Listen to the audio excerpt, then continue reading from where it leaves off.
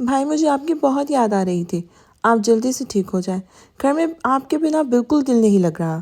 محمود بچوں کی طرح اس کے کندھے پہ سر رکھ کے رو رہا تھا جب میشم نے اپنا بایاں ہاتھ پر مشکل اٹھا کے اس کے سر پہ رکھا تھا۔ بھائی کی جان، بس تھوڑا سا صبر کر لو میرا بچہ، میں خود تم لوگ کے بنا ایک پل کے لیے نہیں رہ سکتا۔ میں جلد سے جلد اپنے بچوں کے پاس واپس آؤں گا، مگر تب تک رونا نہیں۔ مہمر، مہران، ادھر آؤ تم دونوں۔ کیوں اداس ہو؟ میں ٹھیک ہوں میری جان، یہ اداس مت ہو ورنہ مجھے تو تم دونوں کی فکر لگی رہے گی یہاں بھی۔ ریلیکس رہو اور میرے لیے اللہ سے دعا کرو کہ میں جلدی یہاں سے ڈسچارج ہو کر تم لوگوں کے پاس آ جاؤں، ٹھیک ہے؟ چلو مجھے پیار دو تینوں، وہ دھیمی سی آواز میں بولتا ہوا محمود کے بالوں میں نرمی سے ہاتھ پھیر رہا تھا۔ مہران تو اس کے پاس ہی بیٹھا تھا، تبھی اس نے جھک کر پہلے میشم کی پیشانی چومی، جواباً میشم نے بھی اس کے سر پہ پیار کیا تھا۔ اس کے بعد اس نے محمود اور مہمر کو بھی اسی انداز میں پیار کیا تھا۔ میں سب بس مسکراتے ہوئے بڑے بھائی کو دیکھ رہا تھا، اس کا سیر و خون بڑھ رہا تھا میشم کو بات چیت کرتے دیکھ کر، جبکہ مہمش سر جھکائے خاموش سا میشم کے پیروں والے سائڈ پہ کھڑا تھا۔ جاؤ بچوں، اللہ حافظ، مہمش لے جاؤ انہیں گھر۔ ان دونوں کو باری باری پیار کر کے وہ میشم سے مخاطب ہوا تھا۔ اسی دوران مہران، مہمر اور محمود میشم کو دیکھتے ہوئے باہر نکل گئے تھے۔ بھائی، اللہ ناانصافی کو پسند نہیں کرتا۔ مہمش بیڈ پر دراز میشم کو پرشکوہ نگاہوں سے دیکھتا ہوا مڑا تھا۔ اس کا دل آج میشم کے رویے پر بری طرح اداس ہوا تھا، جو بھائیوں سے تو اتنی نرمی اور محبت سے بات کر رہا تھا اور آج سے پریشان ہوئی بیوی کے ساتھ اتنی سرد مہری سے پیش آیا تھا۔ جبکہ میشم نے ایک گہری سانس لے کر بغور باہر جاتے مہمش کی پیٹھ کو دیکھا تو وہ اچھی طرح سمجھ گیا تھا کہ وہ جزا کے ساتھ یوں بے رخی برتنے پر اسے ناراض ہو گیا ہے۔ یہ طنز بھی شاید اسی کے لیے تھا۔ وہ چونک تو محسف بھی گیا تھا مہمش کے انداز پر مصلحتاً خاموش رہا تھا۔ محسف بھائی کا خیال رکھنا، میں جا رہا ہوں۔ دروازے سے باہر نکلتے ہوئے مہمش نے کچھ دیر کو رک کر بنا پلٹے محسف کو ہدایت دی تھی اور پھر باہر نکلتا چلا گیا تھا، جبکہ محسف اس بات میں سر ہلاتا پاس پڑے اسٹول پر بیٹھ گیا تھا اور غور سے خاموشی سے پڑے میشم کو دیکھنے لگا تھا۔ بھائی پاگل ہے وہ، آپ خیال مت کیجیے گا، بس کل رات سے آپ کی وجہ سے بھابھی بہت پریشان تھی، اسی لیے ان کی خاطر تھوڑا سا جذباتی ہو رہا ہے، بٹ ٹھیک ہو جائے گا، آپ آرام کریں، میسف اسے سمجھاتے ہوئے بولا، اور میشم نے کرتے ہوئے بے اختیار اپنی آنکھیں موند لی تھی۔ تبھی بند آنکھوں کے پردے پر چھم سے آنسوؤں سے بھری دو گہری شربتی جھیل سی آنکھیں اسے شکایت کرتی ہوئی چلی آئی تھیں، اور اس نے اپنی بند ہوتی آنکھوں کو پٹ سے کھولا تھا۔ یہ آنکھیں 14 سال سے اس کے تصور میں آباد تھیں، بس فرق اتنا تھا کہ پہلے جھیل سی آنکھیں اسے شرارت سے چمکتی کھلکھلاتی ہوئی نظر آتی تھی، مگر اب کچھ دنوں سے آنکھیں اسے خود سے شکوہ کرتی دکھائی دے رہی تھی۔ ابھی وہ اچھی طرح جانتا تھا کہ ایک بار پھر اسے اس کانسی لڑکی کا دل دکھا چکا ہے، مگر اس بار واقعی وہ ایسا کرنے پر مجبور تھا۔ اس دن کے بعد زارا کو رائن دوبارہ نظر نہیں آیا تھا، ورنہ وہ ہمیشہ اسے اپارٹمنٹ کے گراؤنڈ میں گھومتے پھرتے دیکھا کرتی تھی، لیکن اب نہ جانے وہ کہاں گم ہو گیا تھا۔ اسے احساس ہو گیا تھا کہ اس نے اس کے گھر پر بوکھلاہٹ میں رائن کے ساتھ زیادتی کی انتہا کر ڈالی تھی۔ بعد میں اس نے جب اکیلے بیٹھ کے سوچا تو اسے سراسر اپنی ہی غلطی نظر آئی تھی۔ پہلے دن اس نے رائن کی طرف پیش قدمی کی تھی، اس سے بات چیت کی شروعات میں زارا کی رضامندی بھی شامل تھی۔ وہ رائن کی مسکراہٹ کا جواب مسکرا کر دیتی تھی۔ قدم قدم پر اس نے رائن کی حوصلہ افزائی کی تھی، تو ایسے میں اگر وہ اس کی طرف متوجہ ہو گیا تھا تو اس میں رائن کی کوئی غلطی نہیں تھی، وہ بھی اس سب میں برابر کی قصوروار تھی۔ بلکہ رائن نے اگر اسے کڈنیپ کروایا تھا تب بھی بنا کسی نقصان کے اسے گھر واپس بھیج دیا تھا۔ وہ چاہتا تو زبردستی اسے حاصل کر سکتا تھا، اپنے فلیٹ میں تنہائی کا فائدہ اٹھا کر اس کے ساتھ کچھ بھی کر سکتا تھا۔ کون تھا وہاں زارا کو بچانے والا؟ جس عزت کے دم پر وہ دنیا کے سامنے سر اٹھا کے پھرتی تھی، اسی عزت کو رائن لمحے بھر میں زارا سے چھین سکتا تھا، اسے شرمناک موت مرنے پر مجبور کر سکتا تھا۔ اگر اس نے ایسا کچھ نہیں کیا، اپنی دسترس میں ہونے کے باوجود اس نے زارا کو آسانی سے چھوڑ دیا تھا، تو بجائے اس کے کہ وہ اس بات پر رائن کا شکر ادا کرتی، اس نے الٹا اسے مزید بے عزت کر کے اپنے گھر سے نکال دیا تھا۔ وہ تو اس کی بات پر بری طرح بپھر گئی تھی کہ رائن نے اسے غیر مسلم ہوتے ہوئے زارا سے محبت کا اظہار کیسے کر لیا۔ زارا ایک مسلم لڑکی تھی اور وہ ایک کافر تھا، پھر وہ کیسے زارا سے محبت کا گناہ کر سکتا تھا؟ اسی سوچ نے جیسے اسے پاگل کر دیا تھا، مگر بعد میں جب وہ ٹھنڈے دماغ سے سارے حالات پر غور کر رہی تھی تو اسے یاد آ رہا تھا کہ وہ اس کافر شخص کے احسان کو بھول گئی تھی، وہ احسان جس کے بلبوتے وہ آج زندہ سلامت سب کے سامنے سر اٹھا کے کھڑی تھی۔ اسی لیے اب وہ رائن سے معافی مانگنا چاہتی تھی، مگر وہ تھا جو اسے مل ہی نہ رہا تھا۔ زارا کو اس کی کلاسوں کی ٹائمنگ پتہ تھی، نہ ہی اس کے آنے جانے کا شیڈیول، اسی لیے آج وہ دل کڑا کر کے ڈپارٹمنٹ کے فرسٹ فلور پر چلی آئی تھی۔ اس نے اسٹوڈنٹ سے پوچھ لیا تھا کہ فائنل ایئر کی کلاسز اوپر منزل پہ ہوتی ہیں، تبھی وہ اوپر چلی آئی تھی۔ اس وقت ان لوگوں کی کلاسز چل رہی تھی، اس لیے وہ کلاس کے باہر جا کے کھڑی ہو گئی تھی۔ پھر کلاس ختم ہوتے ہی سب اسٹوڈنٹس باہر آنے لگے تھے، انہی سب کے بیچ اسے رائن بھی نظر آیا تھا، سر جھکا کے خاموشی سے کلاس سے باہر نکلتا ہوا۔ رائن نے اسے دیکھتے ہی آواز دے ڈالی تھی۔ زارا نے اسے دیکھتے ہی آواز دے ڈالی تھی۔ رائن، نسوانی آواز پر رائن نے سر اٹھا کر آواز کی سمت دیکھا تھا اور سامنے کھڑی زارا کو دیکھ کے اس کی بجھی ہوئی آنکھیں اچانک روشن ہو گئی تھی۔ دل جیسے کھل اٹھا تھا، کتنے دل اس نے خود پر باندھا ہوا تھا اور زارا کے سامنے آنے سے ڈرنے لگا تھا۔ اس کی آنکھوں میں بسی نفرت دیکھنے کا حوصلہ وہ خود میں منقود نہیں پاتا تھا، اس لیے اس نے نیچے جانا چھوڑ دیا تھا۔ پھر علی نے ہی اسے زارا کے بجائے کے سامنے جانے سے منع کر دیا تھا، تبھی اس نے خود پر کنٹرول کر لیا تھا۔ وہ اس حسین صبح سی دلکش لڑکی کو دیکھنا چھوڑ دیا تھا، مگر اس کا دل روز اس سے بغاوت کر کے ضد پہ اتر آتا تھا۔ اسے ڈر تھا کہ جلد ہی وہ خود پر لگائی اس پابندی کو توڑ دے گا اور پھر سے جا کر زارا کے سامنے کھڑا ہو جائے گا۔ آج بھی وہی سوچ کر یونیورسٹی چلا آیا تھا، مگر اللہ نے اس پہ رحم کرتے ہوئے خود ہی زارا کو اس کے پاس بھیج دیا تھا، جو یک ٹک اس کی طرف دیکھتی رائن کو خوشی سے پاگل کرنے کے در پہ تھی۔ تبھی خود کو کمپوز کرتا وہ نظریں جھکا کر چلتا ہوا اس کے سامنے آ کھڑا ہوا تھا اور دوبارہ سے زارا کو دیکھنے لگا تھا۔ آج کئی دن کے بعد اس نے اس لڑکی کو دیکھا تھا جو اب لہو بن کے اس کی رگوں میں بہنے لگی تھی۔ خود پر لاکھ کنٹرول کرنے کے باوجود بھی وہ اپنی نظروں کو جھکا نہیں پا رہا تھا اور وقفے وقفے سے زارا کو دیکھے جا رہا تھا، جو گولڈن براؤن حجاب کے ساتھ اورنج کلر کے کرتے اور سکن براؤن کوٹ میں اتفاق سے رائن کے کپڑوں کی میچنگ میں تھی۔ زارا نے بہت بغور یہ چیز نوٹ کی تھی اور رائن کا یہ منفرد انداز بھی دیکھا تھا۔ آج نہ وہ اسے دیکھ کے مسکرایا تھا اور نہ ہی اس نے دور سے ہائے بولا تھا۔ شاید وہ زارا سے ناراض تھا، شاید ناراض تبھی وہ اس کے سامنے خاموش کھڑا تھا۔ آج وہ پرانی رائن سے خاصا مختلف لگ رہا تھا۔ سفید چمکدار چہرے پر ہلکی ہلکی بڑی ہوئی شیو بہت بھلی لگ رہی تھی۔ خمار آلود چاکلیٹ براؤن آنکھیں اس وقت مزید روشن اور خوابناک لگ رہی تھیں۔ گولڈن براؤن بال جیل سے بے حد خوبصورت سٹائل میں ایک سائڈ پہ سیٹ کیے تھے۔ اورنج ٹی شرٹ پر سکن براؤن موٹی جیکٹ اور گرے جینز پر خوبصورت براؤن شوز پہنے وہ اتنا شاندار لگ رہا تھا کہ زارا پہلے دن کی طرح اسے خاموشی سے دیکھتی جا رہی تھی۔ اس کی وجہ تو اب بھی بالکل ویسی ہی تھی، مگر چہرے پر چھائی نرمی، آنکھوں سے نکلتی چمک آج کچھ الگ ہی لگ رہی تھی۔ زارا کو دیکھ کر بار بار وہ اپنی نظریں جھکائے جا رہا تھا، مگر پھر بھی کچھ لمحوں بعد وہ اپنی ساحر آنکھوں سے زارا کو دوبارہ دیکھنے لگتا اور پہلے ہی ٹکٹکی باندھ کر وہ اسے دیکھ رہی تھی۔ وہ رائن کی ان ساحر آنکھوں کے سحر میں گرفتار ہوئی اس وقت بالکل بے بس ہو گئی تھی۔ وہ بھول گئی تھی کہ وہ رائن کو ڈھونڈتی ہوئی یہاں کیوں آئی تھی، وہ تو بس مسمرائز سی کھڑی اسے دیکھتی جا رہی تھی۔ آپ کو مجھ سے کچھ کام ہے زارا؟ کب سے اس کی نظروں کے ہزار میں گھرے کھڑے رائن نے زارا کو دیکھتے ہوئے پوچھا تھا۔ وہ اس کی آواز سن کے ہوش میں آئی تھی۔ ہاں، وہ میں تم سے معافی مانگنے آئی ہوں رائن۔ میں نے کچھ زیادہ ہی ریئیکٹ کر دیا۔ تم نے مجھ پر اس دن احسان کیا تھا، اس دن اپنے فلیٹ پر تم نے مجھے باعزت جانے دیا تھا، اور یہ ایک ایسا احسان ہے جس کے لیے میں عمر بھر تمہاری مقروض رہوں گی۔ اس دن مجھے بات بہت بری لگی تھی کہ تم نے محبت کا اظہار کیسے کر گئی رائن۔ میں شادی سے پہلے محبت کے کانسیپٹ پر یقین نہیں رکھتی اور نہ تم سے شادی کر سکتی ہوں۔ تم مسلم نہیں ہو رائن، ہم مسلم لڑکیاں صرف مسلمان مردوں سے ہی شادی کر سکتی ہیں، اور میں تو آلریڈی پاکستان میں اپنے کزن سے منسوب ہوں۔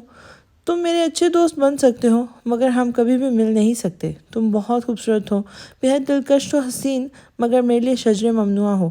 میں پہلے ہی تم سے کہا تھا کہ میں تمہارے طرف اس لیے نہیں بڑھ رہی تھی کہ تم ایک مرد ہو، میرے لیے تم میرے رب کا ایک حسین شاہکار ہو، جس میں سب کچھ فراموش کر کے گھنٹوں بیٹھ کے دیکھ سکتی ہوں۔ مگر نہ تو کبھی تمہارے ساتھ کی تمنا کر سکتی ہوں اور نہ ہی کبھی تمہیں پا سکتی ہوں، اس لیے ہو سکے تو مجھے معاف کر دینا۔ چلتی ہوں اب، بس تم سے یہی کہنے آئی تھی۔ وہ رائن کے جھکے ہوئے سر کو دیکھ کے بولتی ہوئی واپس پلٹ گئی تھی۔ زارا، اگر میں مسلمان ہو جاؤں تو کیا آپ تب بھی میری نہیں ہو سکتی؟ اپنے پیچھے رائن کی آواز سن کر وہ لمحے بھر کے لیے رک گئی تھی۔ وہ پلٹ کر حیرت سے رائن کو دیکھنے لگی تھی۔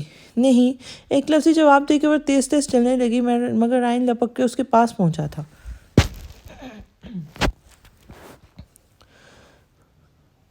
مگر ابھی آپ نے کہا مسلمان لڑکیاں مسلمان مرد سے شادی کر سکتی ہیں، تو میں مسلمان ہونے کے بعد آپ مجھ سے شادی کر سکتی ہیں نا؟ وہ دیوار کی مانند زارا کے راہ میں حائل ہو گیا تھا۔ نہیں کر سکتی، کیونکہ میرا رشتہ میرے کزن سے ہو چکا ہے جو بچپن سے مجھے پسند کرتا ہے، اور میں اسی شرط پر یہاں آئی ہوں کہ یہاں سے جا کر مجھے حیدر سے شادی کرنی ہوگی۔ میں نے اپنے بابا سے وعدہ کیا تھا، اور میں نہ اپنے بابا کا اعتبار توڑ سکتی ہوں اور نہ ہی ان سے کیا ہوا وعدہ، اس لیے اس بات کو بھول جاؤ کہ میں تمہاری بات مان کر تمہاری ہو جاؤں گی۔ مجھے بھول جاؤ رائن، لیکن ہاں، مجھے خوشی ہوگی کہ اگر تم اسلام قبول کر کے نجات کے راستے پر چل پڑو۔ وہ اب رائن کی طرف دیکھنے کی غلطی نہیں کر رہی تھی، جو اس کے انکار پر بری طرح تڑپ اٹھا تھا۔ مگر میں آپ سے بہت محبت کرتا ہوں زارا، آپ کے کزن سے بھی زیادہ، اتنی محبت کہ زندگی بھر آپ کو اپنی پلکوں پہ بٹھا کر رکھوں گا، آپ کو خود سے زیادہ چاہوں گا، آپ کے دل کو اپنے نام پر دھڑکنا سکھا دوں گا۔ بس آپ ایک بار ہاں کر دیں، میری ہو جائیں۔ آپ کے کزن کو تو کوئی نہ کوئی لڑکی مل ہی جائے گی، مگر مجھے دوبارہ زارا نہیں ملے گی۔ اگر آپ مجھے مل گئی تو مجھ سے زیادہ دولت مند شخص اس دنیا میں کوئی نہیں ہوگا، اور اگر آپ نہ ملی تو میں آپ کے بنا زندگی بھر مفلس رہوں گا، اور میں مفلس ہو کر جینا نہیں چاہتا زارا۔ پلیز پلیز مان جائے نا، آپ کے بنا جینا بہت مشکل ہو جائے گا میرے لیے، مجھے اس مشکل سے بچا لے زارا، میری ہو جائیں پلیز۔ وہ اس وقت ایک بار پھر زارا کو کھونے کے خیال سے جیسے پاگل ہو چکا تھا۔ خود پر لگائی پابندیاں، علی کی نصیحتیں، سب کچھ فراموش کر گیا تھا۔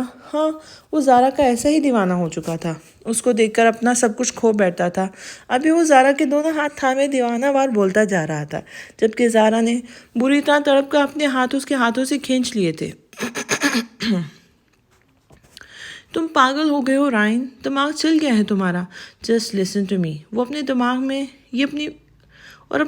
یہ بات اچھی طرح بٹھا لو کہ میں اور تم کبھی ایک نہیں ہو سکتے۔ یہ امپاسبل ہے، چاہے تم کتنا ہی رو لو، گڑ گڑا لو، چرچ میں جا کے لاکھوں موم بتیاں جلا ڈالو، یا سجدے کر کر کے اپنی پیشانی گھس ڈالو، تم مجھے نہیں پا سکو گے۔ تمہارا میرا ملنا ناممکن ہے، ناممکن۔ یاد رکھنا، میں تمہیں کبھی نہیں مل سکوں گی، اس لیے میرا پیچھے چھوڑ دو، بخش دو مجھے۔ رائن کا پاگل پن دیکھ کے وہ ایک بار پھر طیش میں آ گئی تھی، اور اسے بری طرح جھڑک کر بولتی ہوئی بھاگنے کے انداز میں پلٹ گئی تھی۔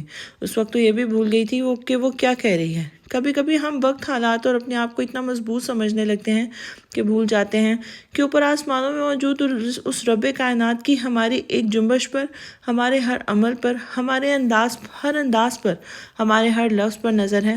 ہم بھول جاتے ہیں کہ ہم جو کچھ کر رہے ہیں وہ اسے بآسانی دیکھ سکتا ہے، جو الفاظ ادا کر رہے ہیں ان پر وہ گرفت بھی کر سکتا ہے، کہ اس رب کے لیے کوئی کام مشکل نہیں، اور جب جس کو جیسے چاہتا ہے وہ اپنے اشاروں پر چلنے کے لیے مجبور کر دیتا ہے۔ وہ ہر شے پہ غالب ہے، وہ بنا ستونوں والے آسمان کو اپنی جگہ ٹھہرانے پر قادر ہے، تو آتش نمرود سے ابراہیم علیہ السلام کو صحیح سلامت نکال بھی سکتا ہے۔ آگ کا کام جلانا ہے، لیکن وہ آگ کا حکم دیتا ہے کہ ابراہیم پر سلامتی کے ساتھ ٹھنڈی ہوتی جائے، تو آگ ٹھنڈی ہو جاتی ہے۔ چھری کا کام کاٹنا ہے، مگر اسماعیل علیہ السلام کے گلے پر چھری رکھتے ہی اللہ کے حکم سے چھری کی دھار بے بس ہو جاتی ہے۔ وہ مچھلی کے پیٹ سے یونس علیہ السلام کو نکالنے پہ قدرت رکھتا ہے، تو بنا شوہر کے مریم کو اولاد دینے پر قادر ہے۔ اس نے اپنے مقرب بندوں سے جب اپنے اتنے بڑے کام لیے، تو اس نے ہم ادنا بندوں کی کیا اوقات۔ وہ ابھی زارا انجان تھی کہ وہ اپنے ظلم میں رائن کو کیا کہہ چکی تھی، مگر وہ رب نہ تو انجان تھا اور نہ ہی غافل تھا۔ وہ نہیں جانتی تھی کہ اس کے الفاظ پر کتنی گرفت کی جا چکی ہے۔ وہ دور کھڑی قسمت اس پر بری طرح ہنستے ہوئے اسے رائن کے بنانے پر کمر بستہ ہو چکی تھی۔ وہ مہمش اور تینوں خرگوشوں کے ساتھ گھر واپس جا رہی تھی۔ نظریں تھی کہ کسی کے سامنے اٹھ نہیں رہی تھی، زبان تھی جس پر تالے پڑ گئے تھے۔ وہ ان سب کے سامنے بری طرح شرمندگی محسوس کر رہی تھی۔ کیا سوچتے ہوں گے وہ سب بھائی کہ جس شوہر کے لیے کل رات سے رو رو کے اس نے آنسوں کے دریا بہا دیے تھے، وہ اسے پل بھر میں 2 کوڑی کا کر چکا تھا۔ لمحہ بھر میں وہ شخص جزا سے یوں آنکھیں بدل لیا کرتا تھا جیسے اس کے نزدیک جزا کا وجود کوئی اہمیت ہی نہیں رکھتا ہو۔ اس کی پوری رات کی بے چینی، پریشانی، فکر مندی، رات بھر کی مانگی گئی دعائیں اور ان دعاؤں میں بہتے آنسو سب ایک کچھ پل میں ضائع ہو چکے تھے۔ محشم نے کس قدر تلخی سے اسے ہاسپٹل لانے کو منع کیا تھا، اور اب تو اسے خود پہ بھی غصہ آ رہا تھا۔ کتنی بڑی والی بے وقوف تھی وہ۔ محشم کے 2 پل کے اختلافات کو دیکھ کر اس نے کیسے سوچ لیا کہ اس شخص کے دل میں جزا کے لیے محبت جیسا جذبات بھی موجود ہوگا۔ نہ جانے ان 14 سالوں میں ان کی زندگی میں کون کون سے موڑ آئے ہوں گے، وہ کتنے ہی نشیب و فراز سے گزرا ہوگا۔ اسکول، کالج، یونیورسٹی کے باہر کی بھی دنیا اس کے سامنے کھلی پڑی تھی۔ وہ کون سا جزا کی طرح بچپن سے اس رشتے کا پابند تھا؟ وہ مرد تھا، اور بے پناہ خوبصورت مرد تھا، اور پھر اپنی زندگی میں خود مختار، آزاد اور با اختیار بھی۔ کوئی روک ٹوک کرنے والا بھی اس کے سر پہ موجود نہیں تھا جو اسے جزا کی طرح بار بار یہ یاد دلاتا کہ وہ کسی کی امانت ہے۔ محشم کی خوبصورتی اور اس کا ایک ایسا پلس پوائنٹ تھی جو نہ چاہتے ہوئے جزا کے دل میں نئے نئے وسوسے پیدا کر رہی تھی۔ محمود نے اسے بتایا تھا کہ اس نے پہلے محشم کا ٹرانسفر اسلام آباد میں تھا۔ یقیناً اتنے بڑے شہر میں ضرور اس نے اپنی خوبصورتی کا فائدہ اٹھایا ہوگا۔ اسے رنگا رنگ لڑکیوں کی عادت ہوگی، تبھی تو وہ اتنا مغرور اور خود پسند تھا، اور شاید اسی لیے اسے جزا جیسی بے وقوف اور سمپل سی لڑکی میں اتنا کوئی خاص انٹرسٹ بھی نہیں تھا۔ پرسوں رات بھی وہ شاید فطری تقاضوں سے مجبور ہو کر اس کے قریب آیا تھا، ورنہ وہ جزا کی طرح ایموشنل پھول نہیں تھا جو ایک ہی پل میں محبت کی کیوپٹ کا شکار ہو جاتا۔ وہی بلا وجہ پرسوں سے خوش فہمیوں کے جھولے پہ اونچی اونچی اڑانے بھر رہی تھی، مگر آج محشم نے اسے بری طرح اونچائی سے منہ کے بل نیچے گرا دیا تھا۔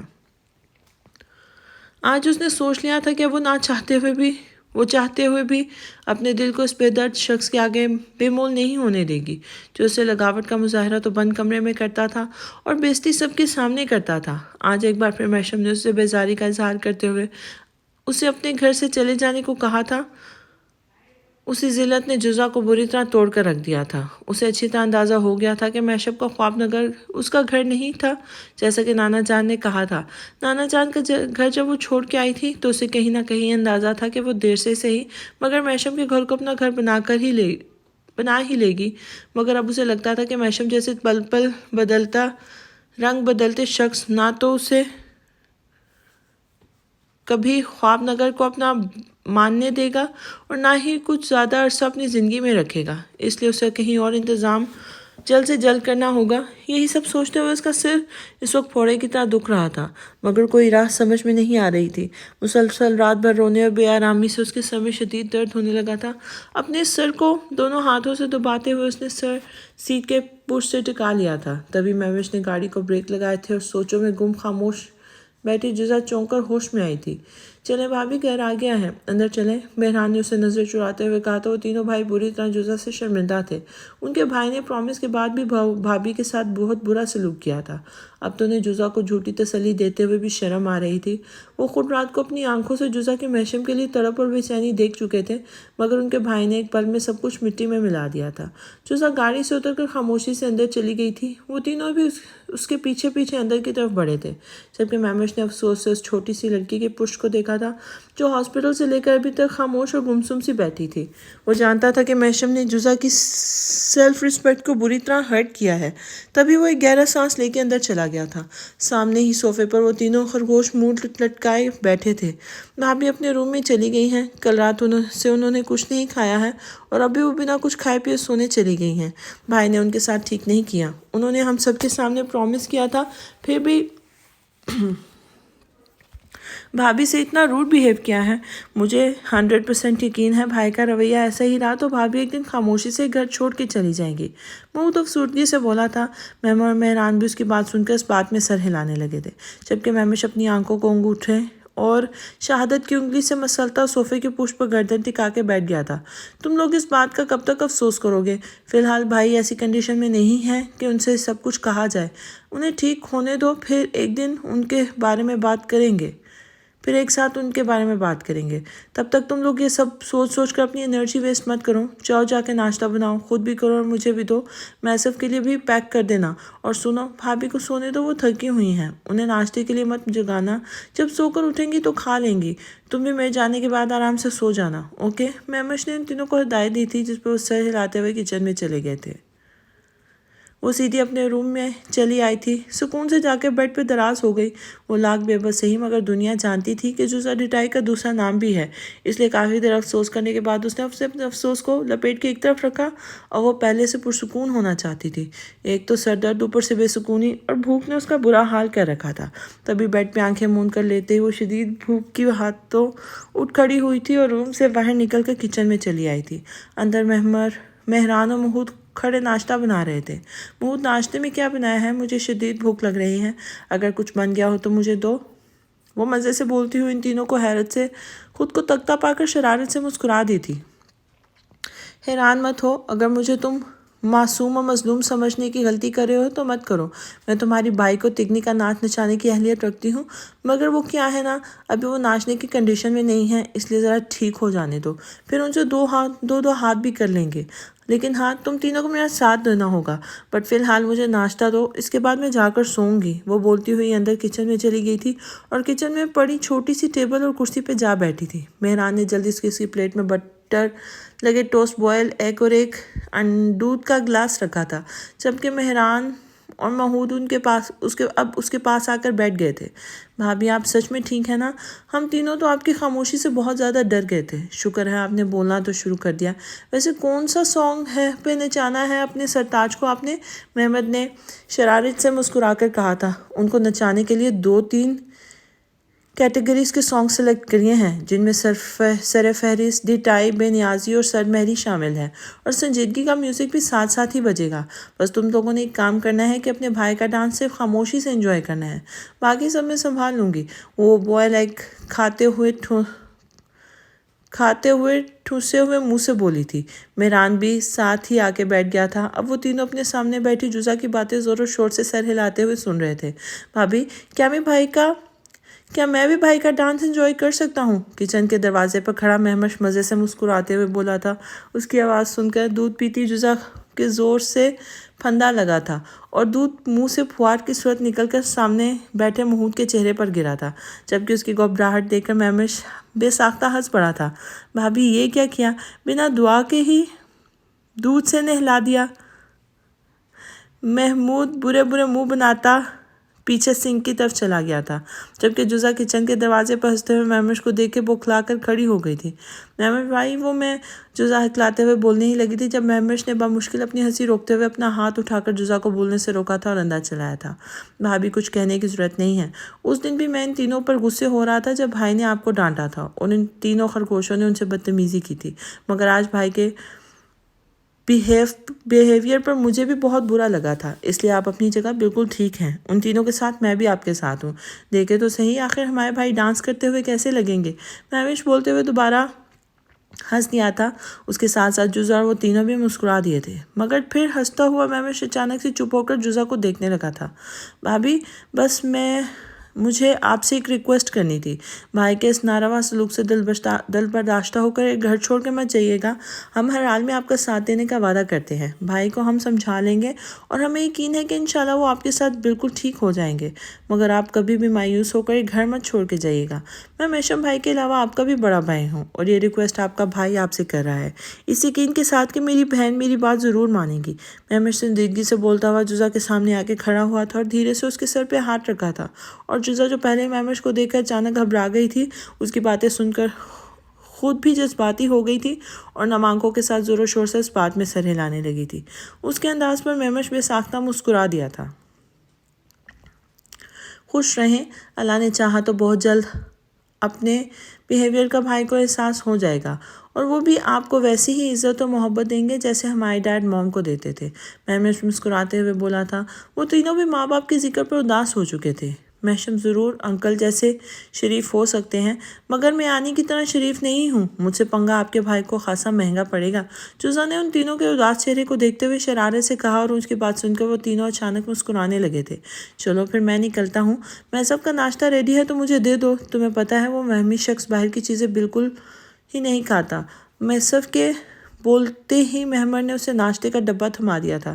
پھر مہمش اپنے ان تینوں کو سونے کا تلقین کرتا ہوا خود تو ہاسپٹل چلا گیا، جبکہ وہ چاروں سب کچھ یوں ہی چھوڑ چھاڑ کر گھر لاک کرتے اپنے اپنے رومز میں چلے گئے تھے۔ جوزا جا چکی تھی مگر جاتے جاتے محشم کا سکون چین قرار سب لوٹ کے اپنے ساتھ لے گئی تھی۔ وہ جب آنکھیں بند کر رہا تھا، آنسوؤں میں ڈوبی وہ کالی گہری آنکھیں اس کے تصور میں آنکھیں اسے بے چین کیے جا رہی تھیں۔ وہ سخت پریشان و بے کل ہو رہا تھا، شدید بے چینی کی لہریں پورے جسم میں دوڑ رہی تھیں۔ وہ کب سے اپنے دماغ سے اس دشمن جان کا خیال چھٹکنے کی کوشش کر رہا تھا مگر بار بار اس کا اداس چہرہ اس کے تصور میں چلا آتا تھا۔ وہ پہلو پر پہلو بدلتا ہوا بار بار گہری سانسیں بھر کے خود کو پرسکون کرنا چاہ رہا تھا مگر سکون تو کیا ملتا، الٹا یہ احساس ہی اس کو پاگل کر رہا تھا کہ جوزا نے ایک بار پھر اس کی وجہ سے روئی ہوگی اور وہ اسے ناراض ہو گئی ہوگی۔ حالانکہ اس نے تینوں بچوں سے وعدہ کیا تھا کہ اب وہ جوزا کے دل آزاری کا سبب نہیں بنے گا مگر اسے اپنا وعدہ مجبوراً توڑنا پڑا تھا۔ اس نے جوزا کو ایک بار پھر دکھ دے دیا تھا اور تب سے مسلسل وہ خود سے لڑ رہا تھا اور پھر دل کے دہائیوں سے مجبور ہو کر وہ محسف کو آواز دے بیٹھا تھا۔ محسف! اس کی بے چین پکار پر محسف فوراً اس کی طرف متوجہ ہوا تھا۔ وہ محشم کے پاس ہی اسٹول پر بیٹھا اپنے فون پہ کچھ سرچ کر رہا تھا۔ جی بھائی کیا ہوا؟ محسف نے قدرے جھک کر اس کا چہرہ دیکھتے ہوئے پوچھا تھا۔ میرا فون کہاں ہے؟ محشم کو یاد آیا تھا کہ حادثے سے پہلے اس نے اپنا فون گاڑی کے ڈیش بورڈ پر رکھا تھا۔ بھائی شاید کامران کو پتا ہو، ہمیں تو اس نے فون کے بارے میں نہیں بتایا۔ آپ کو کسی کو کال کرنا ہے کیا؟ محسف نے پوچھا تھا۔ ہاں مجھے جوزا سے بات کرنی تھی، مریم نے ہارے ہوئے انداز میں کہتے ہوئے آنکھیں موند لی تھی اور خود سے لڑتے وہ بری طرح تھک گیا تھا۔ بھائی بھابھی کا نمبر تو میرے پاس نہیں ہے مگر میں محشم یا محمد کے نمبر پر کال کر دیتا ہوں، وہ بھابھی سے آپ کی بات کروا دیں گے۔ محسف نے اپنے فون پر محشم کا نمبر ڈائل کرنے لگا تھا۔ نہیں رہنے دو، بس میرا ایک کام کرو، تم گھر جاؤ تو جوزا کو سمجھا دینا کہ ان کا یہاں آنا خطرناک ہے۔ جن لوگوں نے مجھ پہ حملہ کروایا ہے ان کی نظر اب میرے ساتھ ساتھ میری کمزوریوں پر بھی رہے گی۔ کچھ دن پہلے ایک گروہ کو میں نے اریسٹ کیا تھا جو ناجائز ہتھیاروں کے خرید و فروخت کا کام کرتے تھے۔ اس کے ساتھ ہی وہ لوگ اسکول و کالج کی لڑکیوں کو بھی ملک بھر میں اور ملک سے باہر خریدنے بیچنے کے کاروبار میں ملوث ہیں۔ میں نے ان کے خفیہ ٹھکانے پر ریڈ ڈال کر ان کا کافی سارا مال پکڑوا لیا ہے اور ان لڑکیوں کو بازیاب بھی کروا لیا ہے۔ ان کے گھروں پر حفاظت پہنچا دیا تھا جس سے ان لوگوں کو کافی نقصان اٹھانا پڑا۔ ان کے کافی بندوں کو بھی میں نے پکڑا تھا اور اب اپنے خفیہ ٹھکانوں پر قید کر کے رکھا ہوا ہے، اسی لیے وہ لوگ میری جان کے دشمن ہو رہے ہیں۔ ایسے میں نہیں چاہتا کہ جوزا ان کی ناپاک نظریں پڑیں۔ ان لوگوں کے ساتھ میرے ہی ڈپارٹمنٹ کے کچھ لوگ بھی شامل ہیں، تو کوشش کرنا جوزا کسی کی نظروں میں نہ آنے پائے۔ کامران کی بات اور ہے، وہ میرے بھروسے کا آدمی ہے، میں اس کو کال کر کے ساری بات سمجھا دوں گا، مگر تم بھی جب گھر جاؤ جوزا کو اپنے انداز میں سمجھا دینا۔ اگر میں آج اس سے روڈ بیہیو نہیں کرتا تو وہ یہاں نہ چھوڑتی نہ ہی میری بات مانتی۔ میں جوزا اور بچوں کے سامنے سب بول کر انہیں پریشان نہیں کرنا چاہتا تھا۔ تم بھی انہیں سب مت بتانا، بس کہہ دینا کہ مجھے ان کو ہاسپٹل آنا اچھا نہیں لگا کیونکہ یہاں میرے کام کرنے والوں کا آنا جانا لگا رہتا ہے اور میں نہیں چاہتا کہ ان پولیس آفیسر اور غیر مردوں کی جوزا پر نظر پڑے، اس لیے میں نے انہیں ہاسپٹل آنے سے منع کر دیا ہے۔ تم جوزا سے کہنا مجھ سے ناراض مت ہو، میں انہیں ہرٹ کرنا نہیں چاہتا، وہ مجھ سے خفا ہو گئی ہیں اور وہ مجھ سے برداشت نہیں ہو رہا۔ وہ آنکھیں موند کر دھیرے دھیرے مصطفیٰ کو ساری باتیں بتاتا جا رہا تھا اور آخری بات بولتے ہوئے اس نے اپنی آنکھیں کھول دی تھیں کہ جوزا کی وہ سحر انگیز آنکھیں پھر سے اس کے تصور میں چلی آئی تھیں۔ محشم کی آواز اتنی دھیمی تھی کہ محسوف کو باقاعدہ اپنا کان لگا کے اس کے منہ کے پاس کر کے اس کی بات سننی پڑ رہی تھی۔ وہ ٹھہر کے پھولتی سانسوں کے ساتھ بمشکل بات کر رہا تھا، اسے بولتے وقت سانس لینے میں کافی مشکل درپیش آ رہی تھی۔ محسف نے اس کی پوری بات پورے دھیان سے سنی تھی مگر آخری بات پر اس کے ہونٹوں پر بے ساختہ مسکراہٹ پھیل گئی تھی۔ وہ کافی دیر سے بھائی کی بے چینی نوٹ تو کر رہا تھا مگر اس کی وجہ سے یہ نکلے گی یہ اس نے سوچا نہیں تھا۔ ڈونٹ وری بھائی، میں بھابھی کو سمجھا دوں گا مگر ان کی ناراضگی دور کرنے والا کام گھر جا کے آپ کو خود کریں گے۔ تو زیادہ بہتر ہوگا۔ محسوف مسکرا کر بولتا ہوا سیدھا ہوا تھا، تبھی مہوش اس کا ناشتہ لے کے آیا تھا۔ بھائی کی طبیعت کیسی ہے اب؟ وہ ناشتے کا ڈبہ محسوف کو تھماتے ہوئے محشم کے پاس آیا تھا، جو خاموشی سے محشم کو دیکھ رہا تھا۔ ابھی بولنے میں بہت پریشانی ہو رہی ہے۔ تم چھوڑا ہے ان چاروں کو گھر پہ؟ اب تو رونا دھونا نہیں مچایا کسی نے، اسپیشلی بھابھی نے۔ محسوف سٹول سے اٹھ کر سامنے بائیں طرف پڑے صوفے پہ بیٹھا تھا اور ناشتے کا ڈبہ کھولتے ہی مہوش سے پوچھنے لگا تھا۔ جواباً محشم کے قریب سٹول گھسیٹ کر وہ بیٹھ گیا تھا۔ نہیں، ناشتہ کر کے سونے چلے گئے ہیں چاروں، کل رات سے جاگ رہے تھے۔ مہوش سنجیدگی سے بولتا محشم کے سینے پر بندھی پٹیوں کو بخور دیکھنے لگا تھا۔ اس کو دایاں ہاتھ اور سینہ زخمی تھا، جبکہ محشم جو کب سے مہوش کو ہی دیکھ رہا تھا، اس کے سنجیدہ سے انداز پر اشارے سے اسے اپنے پاس بلانے لگا تھا۔ ناراض ہو؟ وہ مہوش کے قریب آتے ہوئے بولا تھا۔ نہیں بھائی، بس حیران ہوں آپ کے بلا وجہ کے غصے پر۔ خیر، اب میں انہیں ان لوگوں کو کہہ دیا ہے کہ جب تک آپ ہاسپٹل میں ہیں کوئی نہ آئے یہاں۔ اب آپ بتائیں، بھابھی کو گھر پہ ہی رہنے دیں یا نانا جی کے ہاں بھیج دیں؟ مہوش نے سنجیدگی سے محشم کو دیکھتے ہوئے پوچھا تھا، جو جوزا کے نام سنتے ہی دوبارہ سے سخت بے چین ہو گیا تھا۔ نہیں، انہیں گھر پہ ہی رہنے دیں بچوں کے ساتھ، ان دونوں کا بھی جوزا کی وجہ سے دل لگا رہے گا۔ محسوف، تم ناشتہ کر کے کامران سے میری بات کرواؤ، میں جلد سے جلد گھر کی سیکیورٹی کا انتظام کرنا چاہتا ہوں۔ محشم کی پوری بات بھی پوری نہیں ہوئی تھی کہ تبھی 2-3 ڈاکٹرز کے ساتھ ریاض ملک اور ان کی بیٹی رمشا ڈاکٹرز کے پیچھے اس کے روم میں چلے آئے تھے، اور وہ تینوں بھائی ان کی طرف متوجہ ہو گئے تھے۔ اوہ محشم، کیسے ہوا یہ سب؟ کس نے کیا یہ سب؟ اور تم کیسے ہو؟ رمشا باپ ڈاکٹرز اور محسوف مہوش کا لحاظ کیے بغیر محشم کے سرانے آگے بیٹھ گئی تھی۔ وہ اسلام آباد میں محشم کے ساتھ کالج یونیورسٹی میں بھی ساتھ پڑھی تھی، اس لیے اس کے ساتھ محشم کی بے تکلفی تھی، مگر محشم اس وقت اس کی آمد سے جی بھر کے بد مزہ ہوا تھا۔ اسے رمشا کی بے باکی شروع سے ہی ایک آنکھ نہیں بھاتی تھی۔ وہ کبھی تو ضرورت سے زیادہ ہی اوور ہو جاتی تھی، اس لیے وہ اسے زیادہ منہ نہیں لگاتا تھا، مگر سلام تھا اس لڑکی کی ڈھٹائی اور ثابت قدمی پر، جو محشم کی بیزاری کو دیکھتے ہوئے بھی اپنی جگہ ڈٹی رہتی تھی۔ اب بھی محشم نے اس کی کسی بات کا جواب نہیں دیا تھا اور ڈاکٹرز کو اپنی کنڈیشن کے متعلق بتانے لگا تھا۔ مہوش اور محسوف بھی ڈاکٹرز کو اس کے سانس پھولنے اور ٹوٹنے کے متعلق بتانے لگے تھے۔ پھر ڈاکٹرز نے اس کی ڈرپ میں 1-2 مزید انجیکشن ایڈ کیے تھے، ساتھ ہی اپنے ساتھ آئی نرس کو محشم کی میڈیسن کے متعلق بتاتے ہوئے روم سے باہر چلے گئے تھے۔ ریاض ملک مہوش کے چھوڑے ہوئے سٹول پر جا بیٹھے تھے۔ اس دوران رمشا بڑے مزے سے محشم کے گندی زخمی کندھے پر ہاتھ رکھ کے بیٹھی تھی۔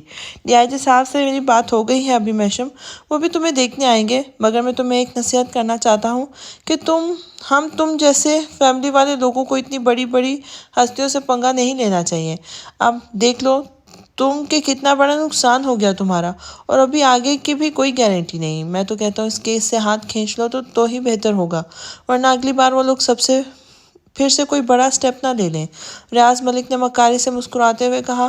وہ اپنے محشم کو ڈرانا چاہ رہا تھا، جبکہ اس کی بات سن کر محشم نے اشارے سے مہوش سے اپنا ہیڈ سرہانے کی طرف سے اونچا کرنے کو کہا تھا۔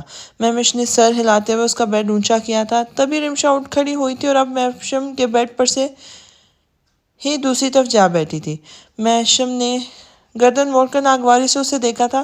رمشا، سامنے صوفے پر بیٹھو جا کر، تم یہاں میرے سر کے پاس بیٹھی ہو، ایسے مجھے کمفرٹیبل فیل نہیں ہو رہا۔ اور سر، یہ آپ نے خوب کہی، اگر ہم پولیس والے بھی اپنی فیملی کے متعلق سوچ کر یوں مجرموں سے ڈر گئے اور پیچھے ہٹنے لگے تو ملک کے لیے سوچے گا کون؟ پھر عام لوگ کیسے سکون کی زندگی گزار سکیں گے؟ محشم نے رمشا کو جھڑک کر اپنی بات اپنے پاس سے ہٹایا تھا اور ساتھ ہی ریاض ملک کا جواب دیا تھا۔ رمشا محشم کی بات سنتے ہی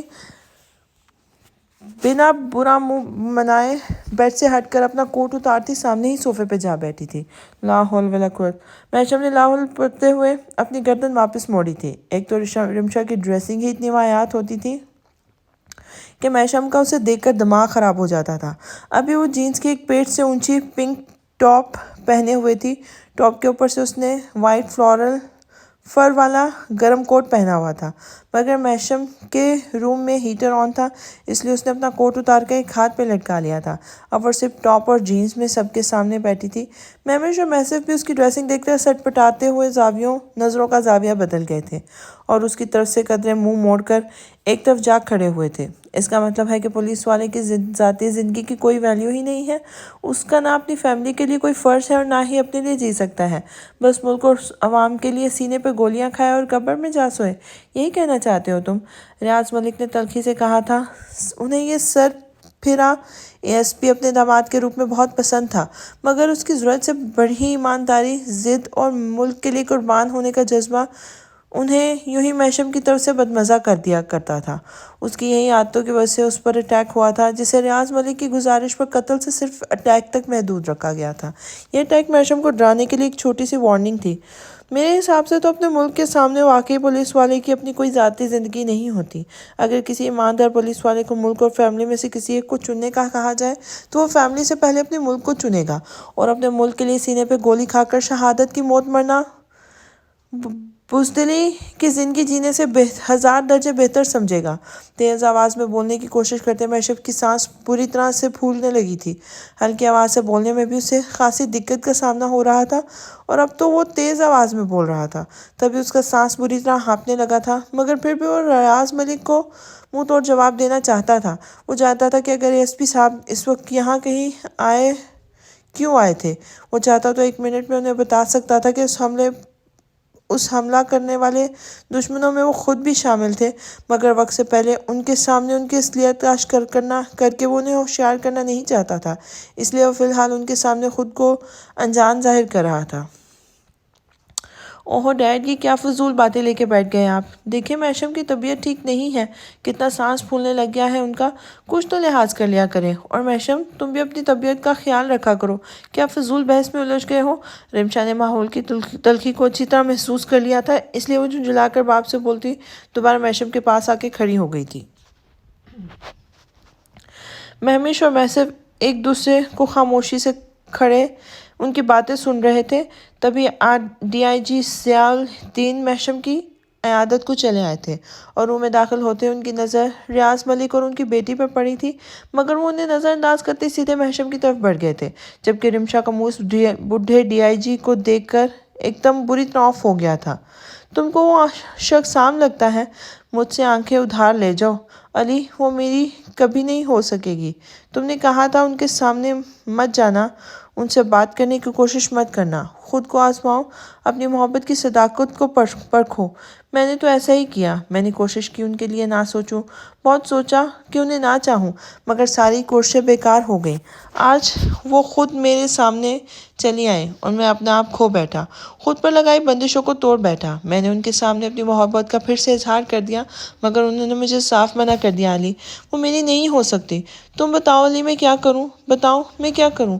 میں زارا کے بنا پاگل ہو جاؤں گا، میں نہیں رہ سکوں گا ان کے بنا۔ وہ پھوٹ پھوٹ کر روتا ہوا پاگلوں کی طرح اپنے بال نوچ رہا تھا۔ گہری چاکلیٹ براؤن آنکھیں رونے کے باعث مزید قاتل لگ رہی تھیں، سفید چہرہ آنسو سے تر ہو کر اب سرخ ہو چکا تھا، سرخ ہونٹ تک ان کے آنسو سے بھیگ رہے تھے۔ علی مرد ہو کر کتنی دیر اس کے بے تحاشا خوبصورت آنکھوں کو دیکھتا رہ گیا تھا۔ وہ اتنا خوبصورت تھا کہ علی نے بے ساختہ زارا کے حوصلے کو غائبانہ داد دی تھی، جس نے رائن جیسے حسین مرد کو اس بری طرح مسترد کر ڈالا تھا۔ Ryan please control yourself, مرد اس طرح روتے ہوئے اچھے نہیں لگتے۔ جاؤ اندر واش روم میں جاؤ اور اپنا فیس واش کر کے آؤ اور کمپوز کرو خود کو، پھر بات کرتے ہیں۔ علی نے رائن کو منہ دھونے واش روم میں بھیجا تھا۔ رائن بھی سر ہلاتا ہوا اٹھ کے خاموشی سے منہ دھونے چلا گیا تھا۔ وہ دونوں اس وقت رائن کے فلیٹ پر موجود تھے۔ یونیورسٹی سے واپسی پر رائن نے علی کو کال کر کے یہیں بلا لیا تھا۔ اسے اس وقت کسی سہارے کی ضرورت تھی جو علی کی صورت میں اسے میسر ہو سکتا تھا۔ ان گزرتے دنوں میں علی رائن کی زندگی میں ہنری جیسا ہی مقام حاصل کر چکا تھا۔ ہنری آج کل اپنی ممی سے ملنے نیو یارک گیا ہوا تھا۔ رائن کے جاتے ہی علی صوفے کے پشت سے ٹیک لگاتے ہوئے اس کے سامنے اس کے بارے میں سوچنے لگا تھا۔ اسے رائن سے ملے 2 ہفتے ہو چکے تھے، ان 2 ہفتوں میں اس نے رائن کی لائف سٹائل کو بہت قریب سے دیکھا تھا۔ رائن میں اس نے دوسرے گوروں لڑکوں کی طرح فضول کی عادتیں نہیں دیکھی تھی۔ وہ بلا وجہ ہلے گلے کا شوقین نہیں تھا، روز شراب پینے کا بھی عادی نہیں تھا۔ یہاں عام طور پر اس کی عمروں کے دوسرے لڑکے ایڈونچر کے شوقین تھے، تیز ڈرائیونگ، بائک رائڈنگ، ڈرگز کا یوز، پورے جسم پر ٹیٹوئنگ، کان ناک بھوئے اور ہونٹ شدوانا وغیرہ۔ مگر رائن ان سب خرافات سے دور تھا، وہ کافی ڈیسنٹ لائف گزار رہا تھا، بس لڑکیوں کے ساتھ تعلقات اور وہ بھی ہر ویکنڈ پر شراب نوشی۔ اس کے اندر ایسی وہ برائیاں تھیں جو زارا سے ملاقات کے بعد نہ ہونے کے برابر رہ گئی تھی۔ زارا کے شرابی اور زانی جیسے تانوں نے رائن کو شراب سے بھی دور کر دیا تھا، جبکہ زارا سے ملنے کے بعد لڑکیوں کی قربت کو وہ ویسے ہی چھوڑ چکا تھا۔ اب رائن نے علی کو بتایا تھا کہ اسے شروع سے ہی سڑکوں پر نہ تو کھلے عام لڑکیوں کے ساتھ شرمناک فیل کرنا پسند تھا اور نہ ہی وہ ڈرگ ایڈکٹ بن کر ہر وقت ہوش و خرد سے بیگانہ رہنا پسند کرتا تھا۔ علی نے ان 2 ہفتوں کے اندر رائن کے اندر کافی اچھی عادتوں کو نوٹ کیا تھا۔ وہ ہمیشہ دوسروں کی مدد کرنے کے لیے آگے آگے رہتا تھا، اپنی غلطی پر جلدی نادم ہونے کے ساتھ معافی مانگنے میں بھی پہل کرتا تھا۔ وہ بہت شانت اور سلجھی ہوئی طبیعت کا مالک ہونے کے سوا مسلمانوں کی طرح بہت زیادہ چیریٹی بھی کرتا تھا۔ رائن کے باپ کا شمار اس شہر کے ٹاپ موسٹ بلینئرز میں ہوتا تھا، مگر پھر بھی وہ ایک سادہ اور سمپل لائف سپینڈ کرنا پسند کرتا تھا۔ غرور و تکبر نام کی چیزیں اس کی شخصیت میں دور دور تک نہیں تھی، اور پھر بھی جب سے زارا اس کی زندگی میں آئی تھی، رائن کی طبیعت میں اور بھی عاجزی پیدا ہوتی جا رہی تھی۔ وہ زارا کی طرف سے مایوس ہو کر ہر وقت مذموم و غمزدہ رہتا تھا۔ ایسے میں علی اکثر اسے سمجھاتا بہلاتا رہتا تھا اور اس کا غم ہلکا کرنے کی کوشش کرتا تھا۔ ایسے ہی ایک دن رائن کا غم غلط کرنے کے لیے علی نے اسے کلب میں لے گیا تھا، جہاں اکثر رائن جایا کرتا تھا۔ کوئی یہ سب علی کے نزدیک ٹھیک نہیں تھا، اور وہ اس طرح کے کلب وغیرہ میں اس سے پہلے کبھی نہیں گیا تھا، کیونکہ ایک تو گھر کی تربیت، دوسرے اس کا بابا کی سخت گیری نے اسے ان سب فضول خرافات سے بچایا ہوا تھا۔ مگر اس تھوڑے سے ہی عرصے میں رائن کی شخصیت کی اچھائیوں کو دیکھ کر، اس کی پیاری پیاری عادتوں کی وجہ سے علی اس کی رائن کے ساتھ اچھی خاصی انڈرسٹینڈنگ ہو گئی تھی کہ وہ نہ چاہتے ہوئے بھی اپنے اس پیارے سے دوست کو تکلیف میں دیکھ کر خود بھی بری طرح پریشان ہو گیا تھا۔ تبھی اس کا دل بہلانے کے لیے اس کے ساتھ کلب میں چلا گیا تھا، اور پھر اس شام اس نے رائن کی چاہنے والیوں کا ایک ہجوم بے کرا اس کی گرد امٹتے دیکھا تھا۔ کلب میں داخل ہوتے ہی رائن کو دیکھ کے لڑکیاں شہد کی مکھیوں کی طرح اس سے چپک گئی تھیں۔ علی تو بس حیران سا اس ہجوم کو دیکھ رہا تھا جو کچھ ہی دیر میں رائن کے ارد گرد اکٹھا ہو گیا تھا۔ اتنی بہت ساری لڑکیوں میں گھرا وہ رائن بیزار سی صورت بنائے انہیں خود سے دور کر رہا تھا۔ ایک سے ایک طرح دار اور خوبصورت لڑکیوں کو وہ بیزاری سے جھٹکتا ہوا خود سے دور کرتا جا رہا تھا۔ لڑکیاں اس کی بیزاری کو دیکھ کے مایوس ہوتی کچھ ہی دیر میں اس کے پاس سے چلی گئی تھیں، اور اس دن علی کو حقیقتاً پتہ چلا تھا کہ رائن نے زارا کے لیے واقعی سب کچھ چھوڑ دیا ہے۔ اب بھی علی اس کے بارے میں سوچتا ہوا صوفے سے لگا بیٹھا تھا کہ تبھی رائن چھوٹے سے ٹاول سے چہرہ صاف کرتا ہوا اندر آیا تھا۔ لو پانی پیو، ریلیکس ہو کر بتاؤ کہ آج کیا ہوا، علی نے کہتے ہوئے سامنے ٹیبل پر رکھے پانی کا گلاس رائن کو تھما دیا تھا۔ رائن نے پانی کا ایک گھونٹ بھر کر گلاس ٹیبل پر رکھا اور آج اپنی اور زارا کی بیچ ہوئی باتیں منوان علی کو بتا دی تھی۔ ساری بات سن کر علی بھی متفکر ہوا تھا۔ رائن، ٹھنڈے دماغ سے سوچو تو زارا بھی غلط نہیں ہے، ان کے سامنے فی الحال کوئی آپشن بھی نہیں ہے۔ ان کے پیرنٹس نے انہیں باؤنڈ کیا ہوا ہے، وہ اپنے کزن سے انگیجڈ ہیں، اور اگر وہ انگیجڈ نہ بھی ہوتی تب بھی تم انہیں نہیں پا سکتے تھے، کیونکہ تم زارا کی فیملی کے لیے ٹوٹلی اجنبی ہو، اور پھر تم مسلم نہیں ہو۔ رائن، اگر تم مسلمان ہوتے تو بھی ایک بار اس بارے میں سوچا بھی جا سکتا تھا۔ میں بھی زارا سے مل کر ان کو کنونس کر سکتا تھا، ان کو پریشرائز کرتا، مگر اس کنڈیشن میں بھی میں کچھ نہیں کر سکتا، کیونکہ انہوں نے یہ بات بالکل ٹھیک کہی کہ مسلمان لڑکے ایک غیر مسلم لڑکی کہ مسلمان لڑکی ایک مسلم مرد سے ہی شادی کر سکتی ہے، اور تم مسلمان نہیں ہو رائن۔ علی نے رائن کے کندھے پہ ہاتھ رکھتے ہوئے اسے سمجھایا تھا، جو گہری سوچوں میں گم خاموش سا بیٹھا تھا۔ علی، کیا تم جانتے ہو زارا کو میری محبت سے زیادہ میرے کافر ہونے پر اعتراض ہے؟ انہیں میرا شراب پینا برا لگتا تھا تو میں نے شراب پینا چھوڑ دیا۔ انہیں میری لڑکیوں کے ساتھ تعلقات پر اعتراض تھا تو میں نے لڑکیوں کے پاس جانا چھوڑ دیا، مگر جس بات پر انہیں سب سے زیادہ اعتراض تھا وہی چیز میں اب تک نہیں چھوڑ سکا۔ وہ مجھے لگتا ہے کہ یہی میری ناکامی کی سب سے بڑی وجہ ہے۔ وہ دھیمی آواز میں بولتا اچانک سر اٹھا کے علی کو دیکھنے لگا تھا۔ علی، کیا تم میری ہیلپ کر سکتے ہو؟ ریان نے بولتے بولے علی سے پوچھا تھا، جو ناسمجھی سے اسے دیکھنے لگا تھا۔ علی، زارا کو میرے کافر ہونے پہ اعتراض ہے نا، تو میں ان کے اعتراض بھی ختم کر دیتا ہوں۔ میں مسلمان ہونا چاہتا ہوں علی، کیا تم اس کام میں میری مدد کرو گے؟ رائن نے مسکراتے ہوئے علی کا ہاتھ تھاما تھا، جو مارے خوشی کے نم ہوتی آنکھوں کے ساتھ رائن کا ہاتھ دباتے ہوئے اس بات میں سر ہلانے لگا تھا۔ علی کا دل رائن کے اسلام میں داخل ہونے کا سن کر خوشی سے اللہ کے حضور سجدہ ریز ہو گیا تھا۔ محشم کو 5 دن بعد ڈسچارج کر کے گھر بھیج دیا گیا تھا۔ اسے سانس لینے میں مشکل پیش آ رہی تھی، اس لیے اسے ہاسپٹل میں تھوڑے سے زیادہ ٹائم لگ گیا تھا۔ حالانکہ محشم نے ہاسپٹل میں ڈاکٹرز کے سامنے خوب ہنگامہ کر کے گھر جانے کے لیے خاصا شور ڈالا تھا، مگر ڈاکٹرز کوئی رسک لینے کو تیار نہیں تھے۔ پھر محمش اور محسف نے بڑی مشکل سے انہیں ہاسپٹل میں رکنے پر راضی کیا تھا۔ محسف کے استفسار پر پہلے ہی دن کامران نے ہاسپٹل آ کر محشم کا فون بھی اسے دے دیا تھا۔ یہ فون اسے محشم کی گاڑی کی سیٹ کے نیچے پڑا ہوا مل گیا تھا۔ پھر اپنا فون ہاتھ میں لیتے ہی محشم نے بارہا جزا سے رابطہ کرنے کی کوشش کی تھی، مگر نہ تو وہ کال پک کر رہی تھی اور نہ ہی اس کی کسی میسج کا جواب دے رہی تھی۔ وہ جلد سے جلد جزا کے پاس جانا چاہتا تھا، مگر ڈاکٹرز تھے کہ اس کی جان چھوڑنے کو تیار ہی نہیں ہو رہے تھے، اور وہ اس کی بے چینی ہر گزرتے دن کے ساتھ جیسے بڑھتی جا رہی تھی۔ اس کا چین و سکون تو جزا اپنے ساتھ لے ہی گئی تھی۔ وہ دعا کر رہا تھا کہ جلد سے جلد گھر جائے تاکہ اسے اپنی روٹھی ہوئی بیوی کو منا سکے اور اس کو اپنے دل کا حال بتا سکے۔ وہ بھی اس سے بات کرنے کو تیار ہی نہیں تھی۔ وہ اسے بتانا چاہتا تھا کہ وہ اس کے بن پانی کی طرح مچھلی کی طرح تڑپ رہا ہے، مگر اس لاعلم لڑکی کو محشم کی طرف سے کوئی سروکار ہی نہیں رہا تھا۔ وہ تو جیسے اس کی بے چینی بھرے میسیجز پڑھ کے اس کی حالت سے خط اٹھا رہی تھی۔ محشم نے فردن سب بھائیوں کے نمبر بھی ٹرائی کر لیے تھے تاکہ جزا سے بات کر سکے، مگر وہ کبھی سو رہی ہوتی تو کبھی نماز پڑھ رہی ہوتی، کبھی نہا رہی ہوتی تو کبھی آٹا گوندھ رہی ہوتی یا کچن کے کاموں میں لگی ہوتی۔ محمود اور مہران تو اسے یہی کہہ کر ٹال دیتے تھے، مگر محمش نے بھی اسے کم و بیش یہی سب بتایا تھا، اور محسف تو پرماننٹ محشم کے پاس ہی رکا ہوا تھا۔ وہ صرف 2 بار گھر پر نہا کر کپڑے وغیرہ چینج کرنے گیا تھا،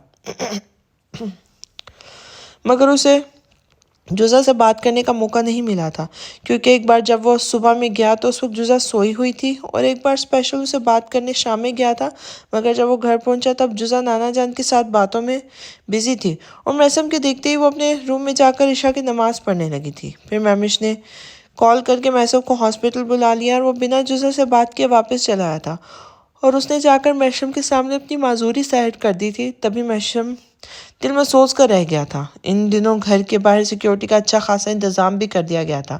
محشم پر ہوئے حملے کا اثر یہ ہوا تھا کہ مری کے ساتھ ساتھ اسلام آباد، کراچی اور لاہور تک کی پولیس کو DIG ضیاء الدین نے الرٹ کر دیا تھا، اور پھر وہاں پولیس ڈپارٹمنٹ میں SP ریاض ملک جیسے کرپٹ لوگ تھے، تو محشم جیسے جام باز آفیسر بھی اس ملک کے لیے اپنی جان نثار کرنے کو موجود تھے۔ محشم پر حملے کے بعد DIG صاحب نے اس گروہ کے خلاف حکمت عملی مزید تیز کر دی تھی۔ ان کے ڈپارٹمنٹ کے لیے ایک ASP پر یوں سرعام حملہ کوئی عام بات نہیں تھی۔ وہ کہتے تھے کہنا کہ اگر پولیس اپنی اصلیت پہ آ جائے تو پولیس والوں سے بڑا گنڈا کوئی نہیں ہوتا۔ اس لیے پولیس نے کراچی، لاہور اور اسلام آباد میں موجود ان کے گروہ کے جڑوں کو کاٹنے کا پورا انتظام کر لیا تھا۔ سارے بڑے شہروں میں پولیس نے ان لوگوں کے خلاف ٹریپ بچھا دیا تھا۔ اسلام آباد اور کراچی میں یہ معاملہ میڈیا تک پہنچ گیا تھا۔ ان معاملات میں ملوث بڑے بڑے ناموں نے تیزی سے اپنے ہاتھ پیچھے کھینچ لیے تھے۔ پولیس نے جگہ جگہ چھاپے مار کر گروہ کے بڑے سرغناؤں کو پکڑ کر جیل میں ڈال دیا تھا، اور ملک میں تیزی سے پھلتا پھولتا یہ گروپ دنوں میں جیسے ختم ہو کے رہ گیا تھا۔ یہ اس ملک کے لیے ASP محشم کا بہایا گیا خون ضائع نہیں کیا تھا، اور آج پورے 5 دن بعد محشم اپنے خواب نگر واپس آیا تھا۔ محمش کے ساتھ جب وہ گھر میں داخل ہوا تھا تو اس وقت شام کے سائے چاروں طرف پھیل چکے تھے۔ ہال میں ہی اسے محمود اور مہران کھڑے مل گئے تھے، جو اپنے بھائی کو 5 دن بعد اپنے گھر میں دیکھ کر اسے بے ساختہ لپٹ گئے تھے، مگر ان تینوں کے ساتھ وہ دشمن جاؤں سے کہیں نظر نہیں آ رہی تھی۔ تبھی اس کی بے چین نظریں چاروں طرف جزا کو ڈھونڈ رہی تھی۔ وہ محمود، مہران اور محمش سے باتیں کرتے ہوئے بار بار ہال کے اندرونی دروازے کی جانب دیکھ رہا تھا، لیکن نہ جانے وہ کہاں چھپ کر بیٹھی ہوئی تھی۔ محمش جزا کہاں ہے؟ نظر نہیں آ رہی۔ بہت دیر اس کا انتظار کرنے کے بعد وہ بلاخر اس کا صبر جیسے ٹوٹ گیا تھا، اور وہ محمش سے پوچھ بیٹھا تھا، بھابی مغرب کی نماز پڑھ کر مہران کا اور محمود کا فزکس کا اسائنمنٹ بنا رہی ہیں۔ ہمارے روم میں ہے، اس لیے یہاں نظر نہیں آ رہی، محمد نے بتیسی دکھاتے ہوئے کہا تھا۔ تم خود کیوں نہیں کرے اپنا کام؟ محشم جھنجھلا کے بولا تھا۔ 5 دن سے اس نے جزا کو نہیں دیکھا تھا، اور اب گھر میں آ کر بھی ان تینوں خرگوشوں کے کام میں لگی ہوئی تھی۔ بھائی، آپ نے ہمیں 5 دن سے کالج جانے نہیں دیا۔ صبح ہماری کلاس میٹ کی کال آئی تھی کہ ہمیں پرسوں تک یہ اسائنمنٹ جمع کروانی ہے اور آج آپ آ رہے ہیں، تو اسی خوشی میں ہم سے کچھ کام نہیں ہو رہا تھا۔ ہم نے تو ابھی آپ کے آنے سے پہلے آس پاس کے گھروں میں مٹھائی بانٹنے نکلے ہوئے تھے، اس لیے بھابھی ہمارا کام کرنے بیٹھ گئی، مہران مزے سے بولا تھا، جبکہ میشم پہلو پر پہلو بدلتے ہوئے اب بھی سخت بے چین ہوا جا رہا تھا۔ اچھا ٹھیک ہے، مگر اپنا کام خود کیا کرو۔ میشم پر بلا وجہ چڑچڑا پن طاری ہو رہا تھا، جبکہ میشم اس کی حالت سمجھتے ہوئے زیر لب مسکرائے جا رہے تھے۔ جزا کو کچھ بتا نہیں پایا تھا، مگر اس نے مہوش کو ضرور اس دن میشم کے رویے کی وجہ بتا دی تھی۔ جواباً مہوش نے بھی اسے جزا کے ارادوں کے ساتھ ساتھ ان تینوں خرگوشوں کے جزا کے ساتھ اس کار خیر میں شرکت کا بھی بتا دیا تھا۔ تبھی سے میشم کے حق میں خیر کی دعائیں کر رہا تھا، اور جب بھی میشم کو جزا کے سانگز پر ناچتے ہوئے امیجن کرتا تو بے ساختہ جھرجھری سی لے کر رہ جاتا تھا۔ وہ ہاسپٹل میں میشم کی بے چینی کو دیکھتے ہوئے اس کے دل کا حال اچھی طرح جان چکا تھا، اسی لیے اس وقت بھی وہ میشم کی جھنجھلاہٹ اور چڑچڑاپن اچھی طرح محسوس کر گیا تھا۔ بھائی آپ جا کر ریسٹ کیوں نہیں کر لیتے؟ کب تک یہاں بیٹھیں گے؟ اندر چلیں، وہ تم تینوں بھی اپنا جا کر کام کرو۔ بھابھی کو بولو کہ رات کے کھانے میں بھائی کے لیے دلیا بنا دیں۔ میسف کو خاموشی سے اداس چہرہ لیے بیٹھے دیکھ کر بڑے بھائی پر جیسے ترس آ گیا تھا۔ تبھی اس نے میشم کو بہانے سے اٹھاتے ہوئے ان تینوں کو بھی آنکھیں دکھائی تھیں۔ میشم اس کی بات سن کر اس بات میں سر لاتا ہوا اندر چلا گیا تھا۔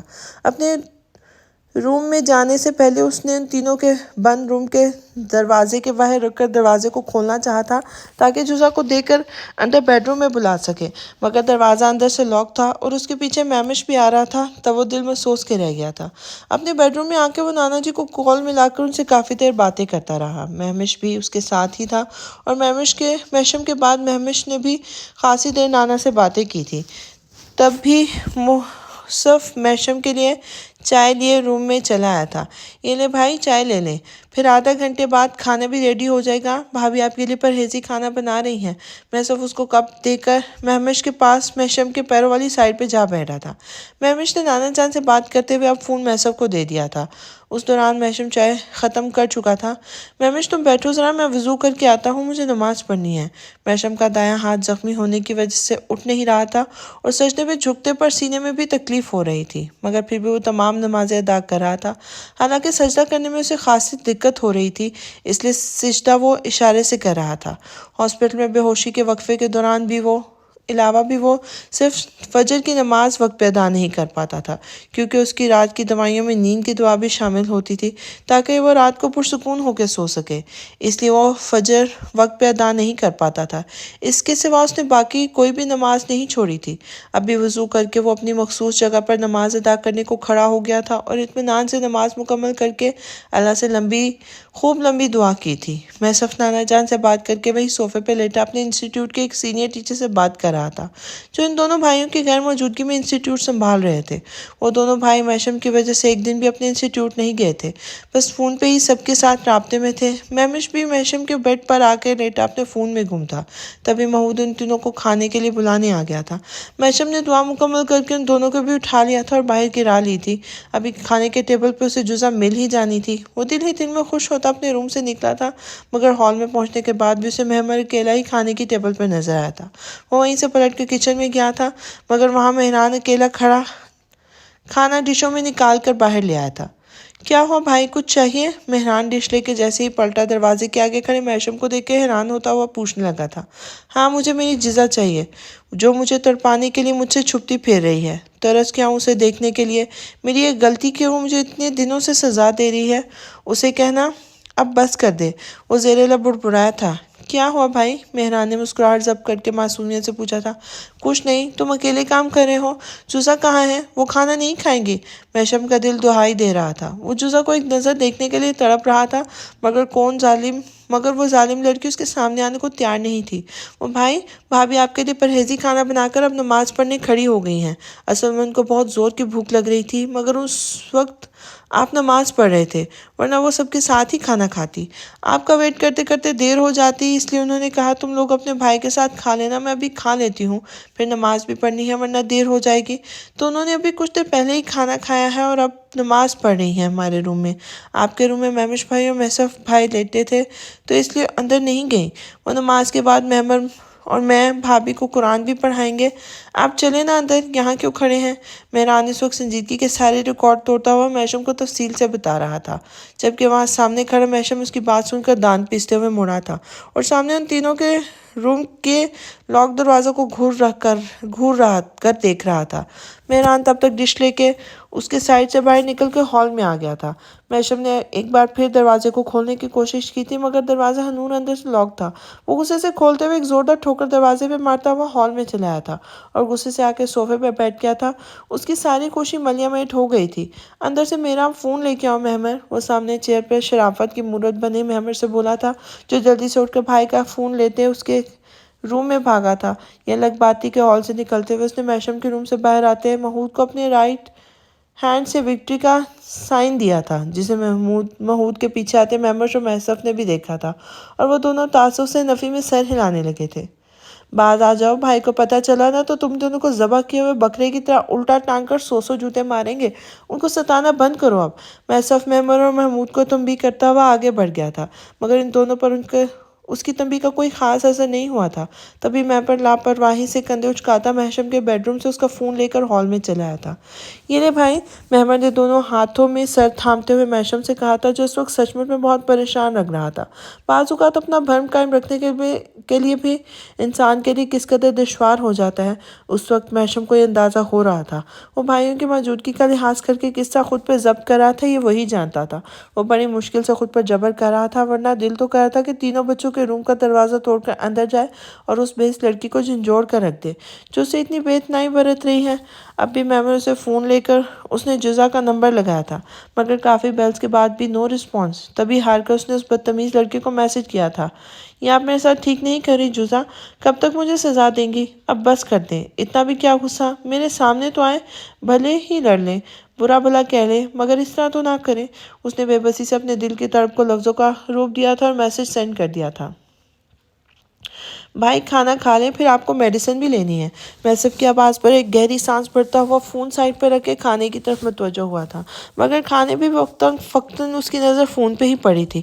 شاید وہ رپلائی کر دے، مگر نہ رپلائی آنا تھا اور نہ آیا۔ وہ دل ہی دل میں پیچ و تاب کھا کر رہ گیا تھا۔ پھر جلد ہی کھانے کے ہاتھ کھینچ کر وہ اٹھ کھڑا ہوا تھا اور بنا کسی کی طرف دیکھے ہال سے نکلتا چلا گیا تھا، مگر اپنے روم کی طرف بڑھتے ہوئے ایک شرر بار نگاہ مہران، محمود اور محمد کے مشترکہ روم پر ڈالنا نہیں بھولا تھا، جو ابھی تک ہنوز لاک تھا۔ اپنے بیڈ روم میں آتے اس نے دھماکے کے ساتھ روم کا دروازہ بند کیا تھا اور باہر ہال میں موجود ان پانچوں بھائیوں نے بے ساختہ اپنے کانوں پہ ہاتھ رکھ لیے تھے۔ اندر وہ اپنے بیڈ روم میں ہی ادھر سے ادھر مسلسل ٹہلتے ہوئے اس بے پرواہ کو میسج پہ میسج کر رہا تھا، کب سے برداشت کر رہا ہوں، مگر اور برداشت نہیں کروں گا۔ شرافت سے نماز پڑھو، اپنے بیڈ روم میں آئیں، جزا مجھے آپ کو دیکھنا ہے۔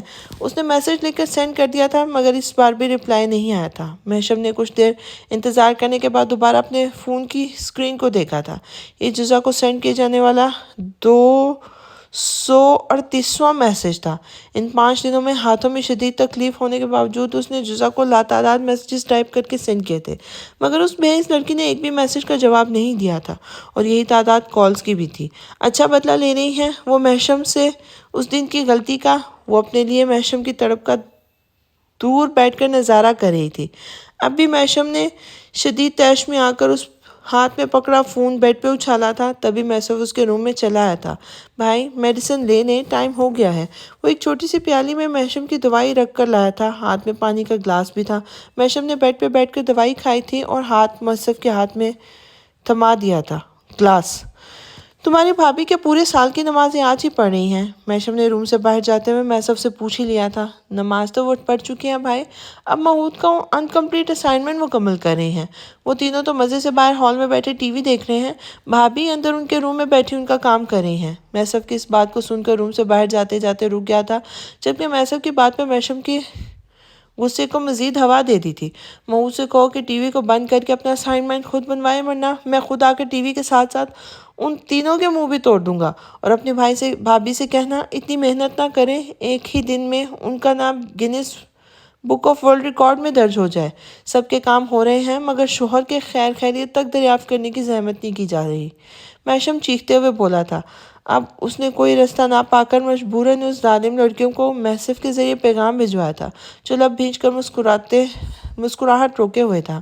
जी भाई कहता रूम से बाहर चला गया था, जबकि मैशम अपने बिस्तर पर दराज होते उस बदतमीज लड़की का वेट करने लगा था। मगर ना उसे आना था ना वो आई, बल्कि उसका इंतजार करते करते मैशम को जरूर नींद ने आ लिया था। उसकी दवाई में नींद की टैबलेट भी शामिल थी जो उसे पुरसुकून करने के लिए दी जा रही थी। तभी वो कुछ ही देर में गहरी नींद की वादियों में खो गया था। खफा है, माफ़ कर दे, गलती हो गई। आज सुबह वो मैशम को हॉस्पिटल से देख कर आई थी, जबकि दूसरे लफ्ज़ों में बेइज्जत होकर आई थी। फिर भी उसने खुद को किसी हद तक बहला लिया था। मगर शाम के वक्त अभी वो मगरिब की नमाज से फारिग ही हुई थी, तभी उसके फ़ोन की मैसेज टोन बजी थी। उसने फ़ोन उठाकर देखा तो गब्बर सिंह के नाम से मैसेज आया हुआ था। जुज़ा को जी भर के ताव आया था। फिर से वही हरकत, सबके सामने जलील करने के बाद अब तन्हाई में वो उसे मनाने की कोशिश कर रहा था।